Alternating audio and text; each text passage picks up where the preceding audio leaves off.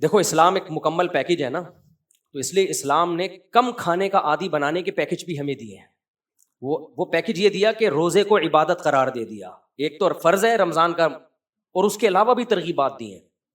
قرآن میں جہاں بھی اہل جنت کی اللہ صفت بیان کرتے ہیں وہاں یہ بھی بیان کرتے ہیں کہ التائبون العابدون الحامدون السائحون، وہ روزہ رکھنے والے ہوتے ہیں. آج ہماری سوسائٹی میں نفلی روزوں کا رواج ختم، نفلی روزوں کا رواج ختم.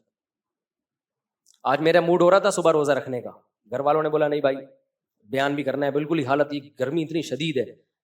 تو مجھے خیال آ رہا تھا کہ یار ایسی شدید گرمی ہی میں تو روزہ رکھو گے تو روزے کی عادت پڑے گی. میں نے نہیں رکھا، میں اتنا نیک ہوں نہیں، لیکن خیال یہ آ رہا تھا مجھے. 50% اٹھا کہ سحری کر لیتا ہوں، پھر کہا نہیں، پھر کہا کر لیتا ہوں، پھر کہا نہیں. 10 دفعہ گیا ہوں گا، پھر خیال آیا جمعے کا دن ہے، چھوڑو اتنا لمبا بیان.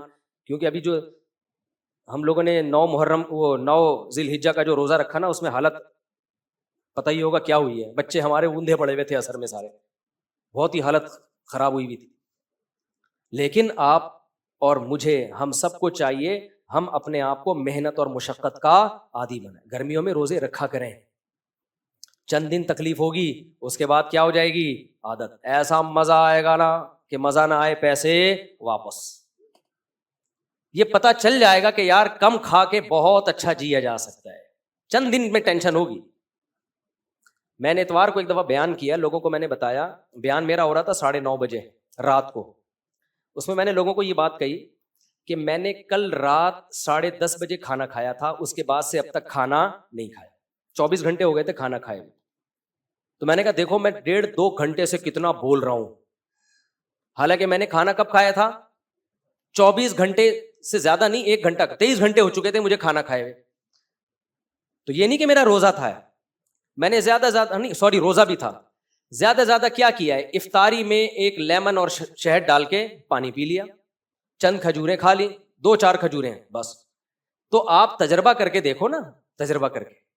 سحری تو کی نہیں تھی اس دن، کیونکہ رات 10:30 بجے کھانا کھایا تو سحری کی نہیں. اگلے دن جا کے افطاری میں، کیونکہ بیان تھا میرا افطاری کے فوراً بعد، اگر میں کھانا کھاتا تو بیان کے قابل نہیں رہتا. کھانا کھاؤ گے تو ٹن ہو جاؤ گے نا. تو ہم نے کیا کیا، شہد کا شربت بنا کے اس میں تھوڑا لیمن ڈالا اور پی گئے ہم، اور 2-4 ایک آدھ کھجور کھا لی ہوگی. چائے کی مجھے چونکہ عادت ہے، بہت خراب عادت ہے، آدھا کپ سٹا لگا لیا ہم نے چائے کا، فٹ فاٹ ہو گئے، بیٹھ گئے. اتنا لمبا بیان کیا، کوئی کمزوری نہیں، کوئی ویکنیس نہیں. پھر چونکہ مغرب سے عشاء تک لمبا بیان ہوا، تو عشاء کے بعد جا کے پھر وہی تھوڑا سا پانی جو لیمن کا بچا ہوا تھا، شہد، اچھا لیمن کو بھی 2-3 گھنٹے پانی میں ڈال دیں، تھوڑا کڑوا ہو جائے، وہ زیادہ اچھا ہوتا ہے، وہ پی لیا. اس کے بعد پھر 1 گھنٹہ بیان. لوگ سمجھ رہے تھے مفتی صاحب کوئی بہت پہنچے ہوئے ہیں، اتنا اسٹیمنا. نا، ہم کوئی بہت اسٹیمنا نہیں ہے.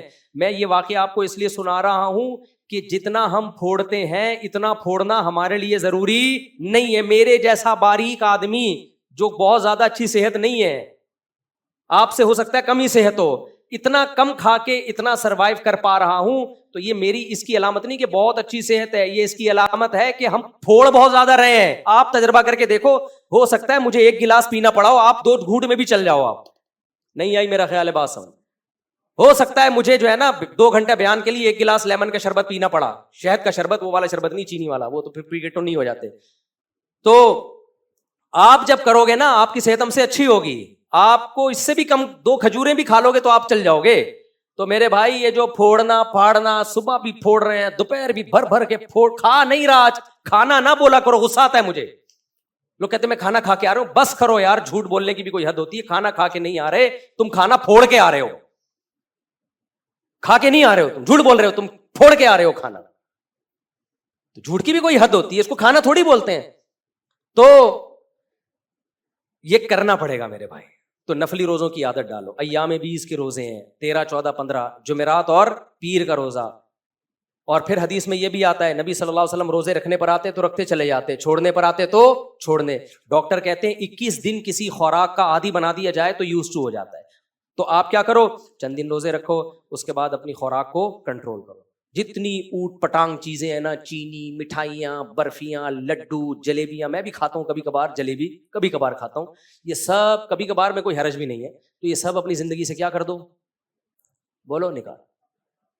تو آپ دیکھو یار تھوڑے دنوں میں، اور پسینہ نکالا کرو اپنا. میرے دیکھو پوری کمر بھیگی ہوئی ہے پسینے سے. کیا ہوا, کو مر گیا میں؟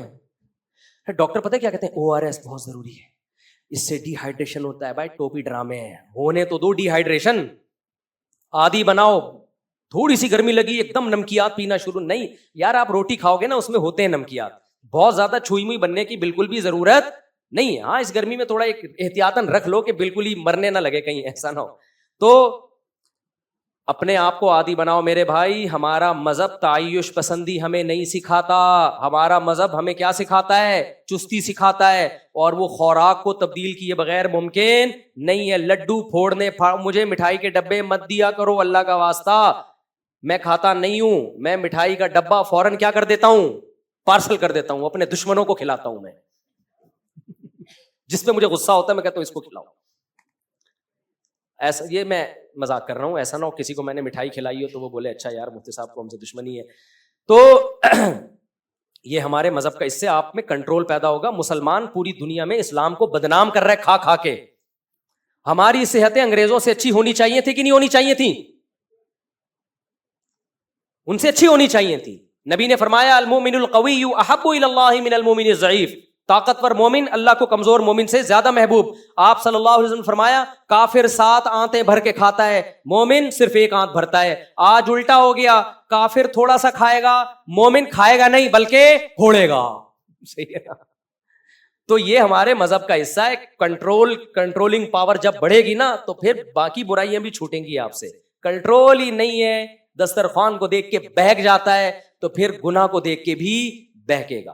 تبھی تو اللہ نے گناہ چھڑوانے کے لیے روزے رکھوائے ہیں کہ تاکہ تمہارے اندر تقویٰ پیدا ہو. تو اللہ تقویٰ پیدا کرنے کے لیے کھانا چھڑواتے ہیں کہ جو کمبخت کھانے پہ کنٹرول نہیں کر سکتا وہ نظر پہ بھی کنٹرول نہیں کر سکتا, وہ زبان پہ بھی کنٹرول نہیں, وہ جھوٹ بھی بولے گا.